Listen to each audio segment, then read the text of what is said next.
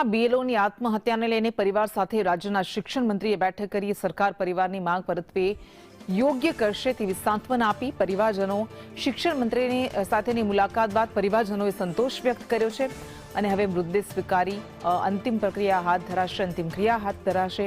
પરિવાર અને સરકારના મંત્રી દ્વારા માંગ પરત્વે કોઈ ચોક્કસ ખુલાસો નથી કરવામાં આવ્યો। અંદાજે 45 મિનિટ સુધી પરિવાર સાથે શિક્ષણ મંત્રીએ બેઠક કરી હતી।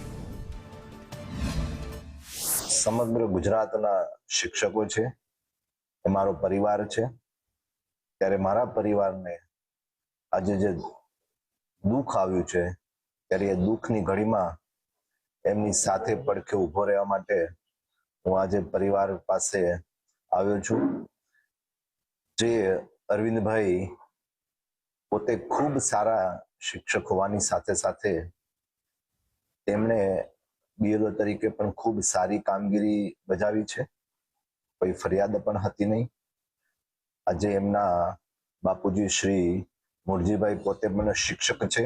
પરિવારની એવી કોઈ માગણી હતી નહીં, પણ એમની જે લાગણી હતી એ લાગણીને ધ્યાનમાં લઈ અને અમે એમને આશ્વાસન આપ્યું છે કે સરકાર એમની સાથે જ છે। જમાઈ છે એ ગુજરી ગયા છે, એના માટે અમે ગવર્મેન્ટમાં રજૂઆત કરી છે અને ગવર્મેન્ટે રજૂઆત અમારી સાંભળી છે અને અમને સંતોષ છે। એની માગણી અમે ગ્રાહ્ય રાખી હિસાબે નક્કી કર્યું છે, એ પ્રમાણે અમારે મંજૂર છે। એટલે અમારે હવે અમારા દીકરાની લાશ લઈને અમે અંતિમ વિધિ કરવા તૈયાર છીએ।